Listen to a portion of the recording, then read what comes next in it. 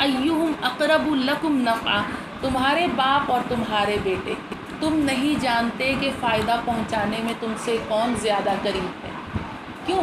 बापों से तो नफ़ा हासिल कर चुके हो, उनकी कमाई, उनकी जवानी, उनकी इन्वेस्टमेंट, उनका सब कुछ तुमने पा लिया है। बेटों का तो पता नहीं किस्मत नसीब बेटे तुम्हारा ख्याल करते भी हैं कि नहीं।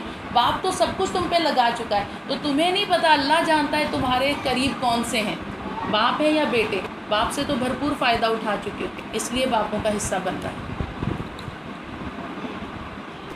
आज हम जब अल्लाह ना करे किसी का इंतकाल होता है तो वो जो हमारी दुनियावी विरासत है वो यही बीवी बच्चे, बस माँ बाप को कोई पूछता ही नहीं, माँ बाप को कोई नहीं पूछता, बीवी बच्चे बस, हालांकि माँ बाप का हिस्सा है।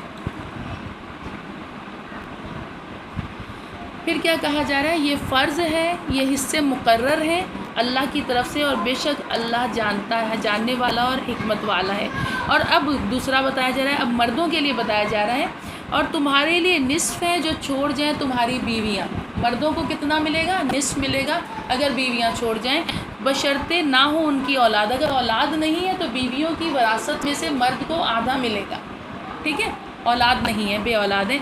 और अगर हो उनकी औलाद तो तुम्हारे लिए चौथाई है। अगर औलाद है, साहिब औलाद है, तो मर्दों को कितना मिलेगा? चौथाई।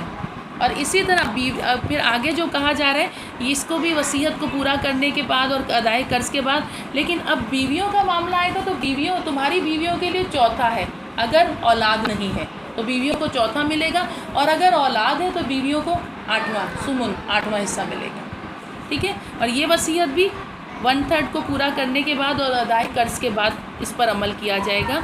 और अगर वो शख्स जिसकी तक़सीम करने वाली हो, क्या हो? कलाला। कलाला शरीयत में उस आदमी को या उस औरत को कहते हैं जिसके ना माँ बाप हो ना औलाद हो, उसे क्या कहेंगे? कलाला। डंडे वाले काफ से लिखा जाएगा ये। और तो क्या है, मर्द हो या औरत, उसका भाई या बहन हो तो हर एक के लिए उनमें से छठा हिस्सा। कलाला मर्द और औरत के बहन भाइयों के लिए हर एक को कितना मिलेगा? सुदुस, छठा हिस्सा मिलेगा। और अगर वो बहन भाई एक से ज़्यादा हों तो सब शरीक हैं तिहाई में। ये तक़सीम वसीयत पूरी करने के बाद है जो की गई है, और कर्ज़ अदा करने के बाद, यानी ये तक़सीम भी ऐसे ही है। और अल्लाह ताला की तरफ से है निज़ाम वरासत का हुक्म, और अल्लाह सब कुछ जानने वाला और बड़ा बुर्दबार है। यानी यहाँ ये कहा जा रहा है निज़ाम वरासत अल्लाह का बनाया हुआ है, अल्लाह की तरफ से। अल्लाह सब कुछ जानने वाला है, उसके इल्म में भी है, और हलीम भी है। अगर तुम नाइंसाफ़ी करोगे तो बड़ा बुर्दबार है, वो बड़ा बुर्दबार है। देखिए, बुर्दबार है तो हम इतने गुनाह सुबह से शाम तक करते हैं, हमें पकड़ नहीं करता, ऐसा बुर्दबार। यानी बहुत ज़्यादा हलीम जो लफ्ज़ ही है, नाम इसका बुर्दबार तर्जुमा है कि बर्दाश्त, इतनी बर्दाश्त। आज बच्चे कुछ ऐसा काम करते हैं कि हम कहते हैं चलो फिर हम तुम्हें तुम्हारी मनपसंद चीज़ नहीं देंगे, तुम्हें जो पसंद है वो लेके नहीं देंगे, जो ड्रेस तुम्हें पसंद है नहीं। लेकिन मेरा मालिक इस कदर बुर्दबार है, हम कितनी भी नाफरमानी करें, सुबह शाम हर वक्त हर घड़ी हमें नवाज रहा है। तो ये है बुर्दबार होना उसका। कहा तिल का हुदूदुल्लाह, ये अल्लाह की हदें हैं, और इनके करीब भी ना फटकना वरासत में। अच्छा, अब औरतों के मुतालिक हुक्म आ रहे हैं कुछ आयतें छोड़ के, क्योंकि वहाँ वही बात रिपीट हो रही है। एक और आयत हम लेते हैं कि अगर जो कोई तुम्हारी औरतों में से जो कोई बुराई का इर्तिकाब करे तो गवाह तलब करो तोहमत। ये तोहमत का हुक्म है। तुम्हारी औरतों में कोई बदकारी करे, फाहिशा बदकारी करे, तो गवाह तलब करो उनसे, जिसने उस पर बदकारी का इल्ज़ाम लगाया उससे गवाह तलब करो। ये कौन करेगा? काजी वक्त। अगर कोई मर्द अपनी बीवी के लिए या किसी और के लिए, जैसे ये हमारे यहाँ कल परसों कोई वाक़या हुआ है, गालिबन सुनने में आया, या बहरहाल जो भी वाक़या हुआ है, कि उसमें कहा जाता है ना, वो क्या सिंध, अंदरूने सिंध में एक रस्म है कारोकारी, ऐसे ही है ना। तो कहा कि उस पर अगर कोई, अब यहाँ हर एक उठ के औरत पर बदकारी की तोहमत लगा। औरत अगर जॉब कर रही है तो उसको, अगर किसी ज़ाहिर है जॉब में है तो उसे मर्दों, आप देखें जॉब नहीं भी कर रही, स्कूल जाना बच्चों के साथ, घर की ख़रीदारी, मर्द सारे काम नहीं कर सकते, मसरूफ़ होते हैं, कभी अंदरूने मुल्क होते हैं, कभी दूर शहर गए होते हैं। अब औरत को ख़रीदारी भी करनी होती है, औरत को दीगर स्कूल भी जाना होता है। स्कूल में डायरेक्ट अंदर एंटर नहीं होगी, पहले गार्ड से मिलना होगा, गार्ड से ना महरम कदम कदम पे होंगे, ٹھیک ہے. اب ہم یہ دیکھیں کہ وہ عورت فلاں سے بات کر رہی ہے، فلاں سے یہ کر رہی ہے، تو معاذ اللہ اس کے ناجائز تعلقات ہیں، استغفر اللہ. تو یہ کہا یہ ایسی بات نہیں ہے کہ تم کسی بھی عورت کو کسی کے پاس بھی کھڑا دیکھو تو اس پہ تہمت لگا دو، الزام لگا دو. یہ معاملہ کسی پاک دامن عورت کو رسوا کر رہے ہو تو تم بھی 4 مرد مومن گواہ لے کر آؤ. کیا کہا جا رہا ہے؟ اگر تم نے کسی عورت پر تہمت لگائی ہے، کسی پاک دامن عورت پر، تو 4 مرد مومن گواہ. یہ کہا اپنے مردوں میں سے 4. اور کون سے ہوں؟ کیا کنڈیشن ان مرد گواہوں کی؟ ایسے مومن مرد گواہ جنہوں نے جس کمرے میں زنا بدکاری ہو رہی ادھر بیٹھ کر مکمل زنا دیکھا. ایسے کہاں سے آئیں گے؟ ایسے تو کہیں سے نہیں آئیں گے. یہ پتہ چلا یہ معاملہ کتنا سخت ہے. پاک دامن عورتوں پہ الزام لگانا کتنا سخت گناہ ہے. اور اگر وہ 4 گواہ تہمت لگانے والا پیش نہیں کر سکا، اس کو 80 کوڑے پہ مارو. اگر وہ 4 گواہ ایسے گواہ نہیں پیش کر سکا تو اس کو 80 کوڑے پڑیں گے. اس وجہ سے اس نے پاک دامن عورت پہ الزام لگایا. ٹھیک ہے. تو کہا جا رہا ہے کہ ان میں 4 مرد گواہ ہوں گے. اور کیا ہے پھر کہا جا رہا ہے کہ اور اگر وہ گواہی دے دیں، 4 گواہ ایسے مل جائیں گواہی دے دیں، تو ابھی وہ حکم نہیں آیا سورہ نور والا، ابھی ادھر بات ہو رہی ہے. تو یہ ذہن میں رکھیے گا کہ ابھی فی الحال اہم معاملہ صحیح حکم نہیں آیا. تو کہا تو گواہی دے دیں تو بند کر دو ان عورتوں کو ان کے گھروں میں یہاں تک کہ پورا کر دے ان کی زندگی کو موت. ان کو بند. ابھی وہ حکم نہیں آیا. جب وہ حکم آئے گا 100 کوڑوں کا یا رجم کا، پھر یہ حکم منسوخ. ٹھیک ہے نا. تو یہ بند کر دو کہ موت پورا کر دے یا اللہ ان کی رہائی کی کوئی سبیل نکال دے.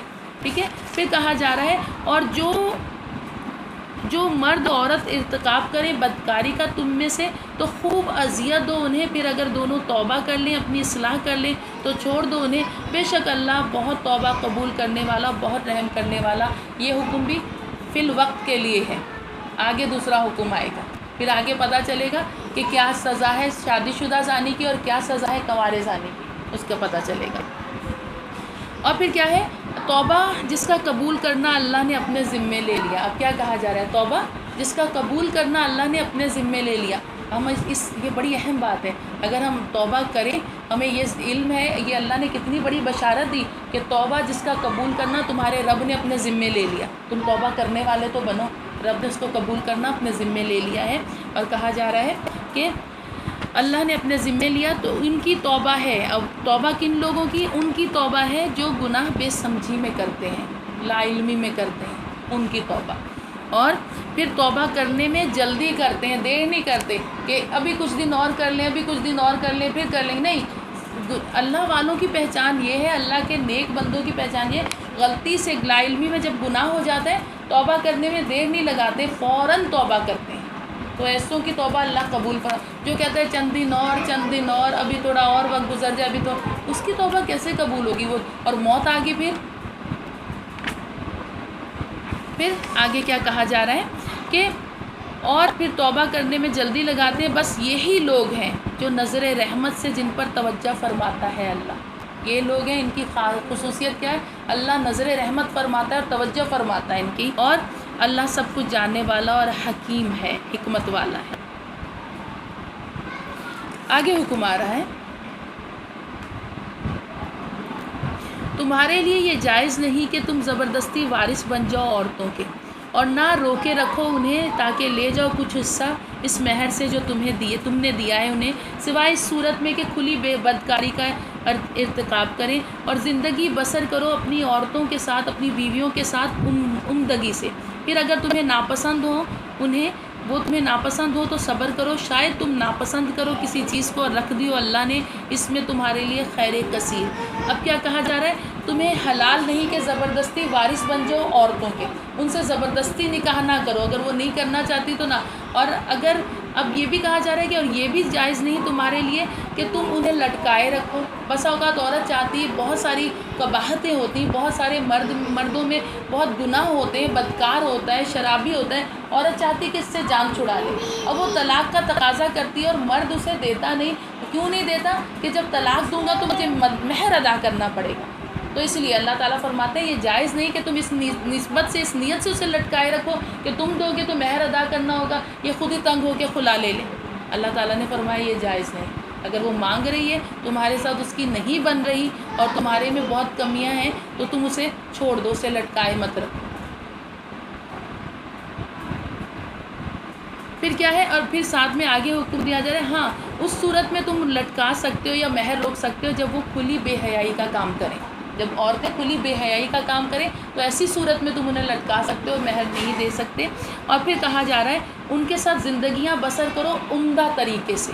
اپنی بیویوں کے ساتھ کیا، آپ دیکھیں یہاں یہ ہے اسلام، بیویوں کے ساتھ عمدہ طریقے سے زندگیاں بسر کرو۔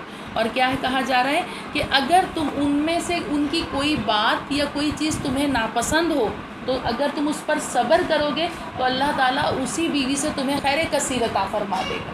کوئی چیز بسا اوقات کسی کو آنکھیں نہیں پسند ہوتی، کسی کو ہاتھ نہیں پسند ہوتے، کسی کو اس کا چلنا کا انداز نہیں پسند ہوتا، اللہ تعالیٰ فرما رہا ہے اگر اس میں سے کوئی چیز، بعض مرد یہ بھی کہہ دیتے ہیں، عموماً مرد کی ذات فی زمانہ جو ہے وہ اس طرح ہے کہ جہاں اپنے آفس میں کوئی دیکھا اچھی خاتون، اس کے سامنے آ کے بعض مردوں کی فطرت ہوتی ہے اپنی بیوی کی برائیاں، حالانکہ بری بھی نہیں، اچھی گزر رہی ہوتی، تو کہا جا رہا ہے کہ اگر تمہیں ان میں کوئی چیز ناپسند بھی ہو تو بھی تم صبر کرو گے تو اس صبر کے عوض اللہ تعالیٰ اس میں سے نیک اولاد، خیر کثیر، جو تا قیامت تک تمہارے لیے صدقہ جاریہ بن جائے، خیر کثیر عطا فرمائے گا۔ اور اگر تم نے ارادہ کر ہی لیا ہے ایک بیوی کے بدلے دوسری بیوی کو بدلنے کا، اگر تم نے اس پر سوچ ہی لیا اور یہ ٹھان ہی لی، تو اب تم جو بھی دے چکے ہو اسے ڈھیروں مال، قنطوارا، ڈھیروں مال بھی دے چکے ہو۔ دیکھیں میاں بیوی کا رشتہ ایسا ہے کہ تحفے تحائف کا تبادلہ چلتا رہتا ہے۔ عموماً عورت کی پسند سونا ہوتا ہے، جیولری، اسے گولڈ زیادہ پسند ہوتا ہے، تو یہ تحائف کا تبادلہ ہوتا رہتا ہے۔ تو اب اللہ تعالیٰ فرما رہا ہے کہ اگر تم میاں بیوی کی حیثیت سے ایسی محبت والا رشتہ کہ ایک دوسرے کا لباس ہو، تم ایک رشتہ گزار چکے ہو، اب تم نے بدلنے کا بیوی کو سوچ لیا، دوسری بیوی لانے کا سوچ لیا، تو پہلی سے کچھ بھی نہ چھینو، چاہے تم قنطوار کا مطلب ہے پہاڑ جتنا مال بھی اسے دے چکے ہو، پہاڑ جتنا مال بھی دے چکے ہو تو اسے واپس مت چھینو۔ کیوں؟ اللہ فرما رہا ہے تم نے ایک عرصہ میاں بیوی کی حیثیت سے گزارا، ایک عرصے تک تم ایک دوسرے کا لباس رہے، کتنی محبت کا رشتہ تھا، اور آج تم اس بیچاری پر الزام لگا کر، تہمت لگا کر اس سے سارا مال واپس لے لو گے، وہ بیچاری کہاں جائے گی؟ اس کے پاس کچھ تو آسرا ہونا چاہیے، یہ کہا جا رہا ہے۔ عموماً ہمارے یہاں لڑائی جھگڑے ہوتے ہیں نا، تو پہلا وار کس پر ہوتا ہے؟ چلو جاؤ ہمارے سارے زیور چھوڑ جاؤ، یا جو میں نے تمہیں دیا، جو تحائف دی وہ چھوڑ جاؤ اور جاؤ جہاں جاتی ہے۔ اللہ فرما رہا ہے مرد ہو کے تم ایسا نہیں کر سکتے، ٹھیک ہے؟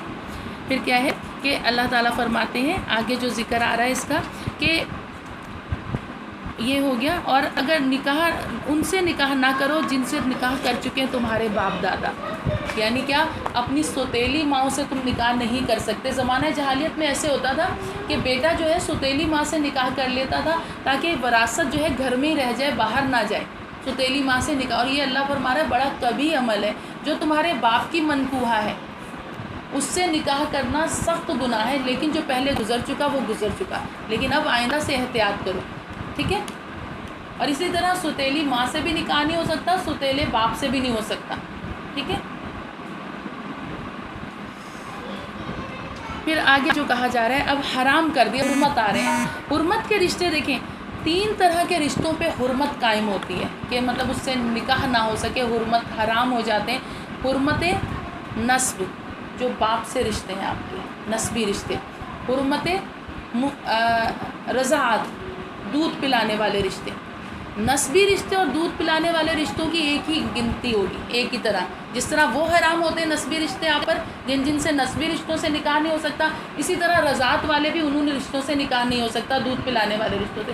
ایک ہوتی ہے حرمت مساہرت، میم صاد الف صا ہے رے تے، مساہرت، یہ ہوتے ہیں سسرالی رشتے، جیسے سسر اپنی بہو سے نکاح نہیں کر سکتا، ساس اپنے داماد سے نکاح نہیں کر سکتی، یہ سسرالی رشتے، اس پر بھی حرمت قائم ہو جاتی ہے۔ تو 3 طرح کی حرمتیں ہوتی ہیں، ٹھیک ہے؟ تو کیا کہا جا رہا ہے؟ حرام کر دی گئی ہیں تم پر تمہاری مائیں، اور جو حرمت یہ آ رہی اسی پر رضاعت میں بھی یہی رشتے آئیں گے، جو حرمت نسب پر آ رہی یہی رضاعت میں بھی پورے اتریں گے۔ حرام کر دی گئی تمہاری مائیں، تمہاری بیٹیاں، تمہاری بہنیں، تمہاری پھوپھیاں، تمہاری خالائیں، تمہاری بھتیجیاں، تمہاری بھانجیاں، تمہاری مائیں جنہوں نے تمہیں دودھ پلایا، رضائی مائیں جنہوں نے تمہیں دودھ پلایا، اور تمہاری بہنیں رضاعت سے، جو رضائی بہنیں وہ بھی تم پر حرام ہے۔